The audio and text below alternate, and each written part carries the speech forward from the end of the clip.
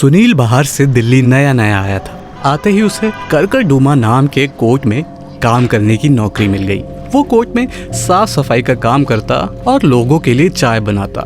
सुनील का दोस्त सोनू उधर पहले से ही काम करता था। एक बार लंच करते करते सुनील बोला, यार सोनू, इस कोर्ट में कितनी चहल पहल है, मन करता है यहाँ से कहीं जाऊं ही ना। जिसके बाद सोनू बोला, ये जो चहल पहल है ना, ये सिर्फ दिन में ही रहती है, शाम होते होते कोर्ट पूरा खाली हो जाता है और रात को तो इधर एक पंछी भी पर नहीं मारता। सुनील पूछता है, भाई ऐसे शाम को तो ऑलमोस्ट सभी ऑफिस या कोर्ट से निकलते ही है ना, तो खाली तो होगा ही। सोनू कहता है, यहाँ पर कहा जाता है कि एक चुड़ैल का साया है। कहा जाता है कि एक औरत थी जिसका नाम मीनाक्षी था। वो अपने बच्चे के मर्डर का केस लड़ रही थी। उसे इसी कोर्ट में गोली से मार डाला था। दरअसल मीनाक्षी का बेटा सुकेश कॉलेज में इलेक्शन के लिए खड़ा हुआ था और जो उसके अपोजिशन में थे काफ़ी पावरफुल थे। उन्होंने सुकेश को कॉलेज की कैंटीन में एक दिन इतना मारा कि वो वहीं पर मर गया। जिसके बाद मीनाक्षी ने काफ़ी कोशिश करी थी अपने बेटे को इंसाफ दिलाने की, लेकिन उसे भी अंत में गोली का सामना ही करना पड़ा। मीनाक्षी सिस्टम से नफरत करने लगी थी। साथ में ये भी कहते हैं कि जो भी यहाँ पर रात के समय रुकने की कोशिश करता है उसे मीनाक्षी जिंदा नहीं छोड़ती। दिल में भी एक अजीब सी हलचल रहती है कि हमारे बगल में कोई तो बैठा हुआ है। सुनील कहता है, क्या मजाक कर रहा है, ऐसा कुछ नहीं है। सोनू कहता है, भाई यकीन नहीं होता ना, इंटरनेट पर यहाँ के रात की लाइव फुटेज देख लियो।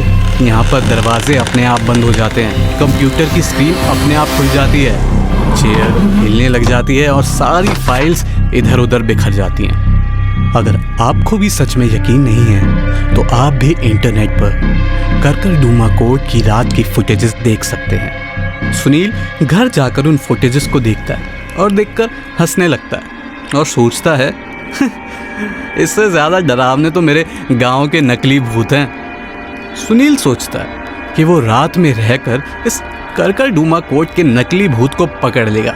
ऐसा सोचकर सुनील एक रात को वहाँ पर छुपके से रुक जाता है और हर तरफ उस नकली भूत को ढूंढने की कोशिश करता है। उसे यकीन होता है कि भैया यहाँ पर सच में कोई इंसान ही होगा जो लोगों का बेवकूफ़ बना रहा है। थक हार कर जब उसे कोई नहीं मिलता तो वो चेयर पर बैठकर सोने लगता है। तभी उसे अचानक से मॉनिटर के खुलने की आवाज़ आती है। उसे लगता है ये उसका वहम होगा। थोड़ी देर बाद उसे दोबारा वो आवाज़ आती है, लेकिन इस बार उसके बगल में रखा हुआ मॉनिटर चालू था और उसकी स्क्रीन बार बार ब्लिंक करने लगी थी। ये देखकर सुनील मॉनिटर को बंद करने की कोशिश करता है, लेकिन बंद होने के बाद दोबारा वो कंप्यूटर चालू हो जाता है। वहाँ पर रखी चेयर भी ऐसा लग रहा था कि उस पर कोई बैठा हुआ है।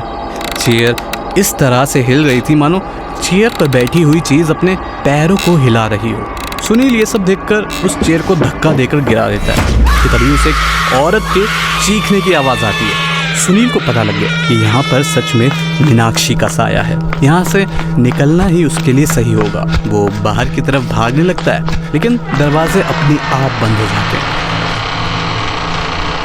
अचानक वहाँ रखी फाइल्स अपने आप ज़मीन पर गिरने लगती है, मानो कोई गुस्से में उन फाइल्स को टेबल से गिरा रहा हो।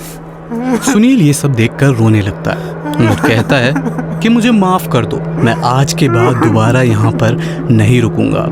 अचानक उसके सामने एक सफ़ेद रोशनी आती है। सुनील उसके पास जाने लगता है और वो जैसे ही लाइट के एकदम नज़दीक पहुँचता है तो एक चुड़ैल का मुंह जिसकी जीभ बाहर निकली हुई है, देखने में बड़ी भयानक है, आंखें लाल है, वो सुनील के सामने खड़ी हो जाती है।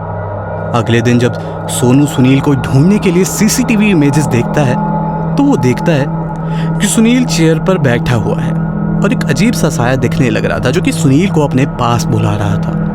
और फिर अचानक ही सीसीटीवी कैमरास की फुटेजेस बंद हो जाती है। उन्हें पता चल चुका था कि ये वही मीनाक्षी का साया है। उस दिन के बाद से यकीन मानिए ना ही सुनील को आज तक किसी ने देखा और ना ही कभी उसकी बॉडी मिली।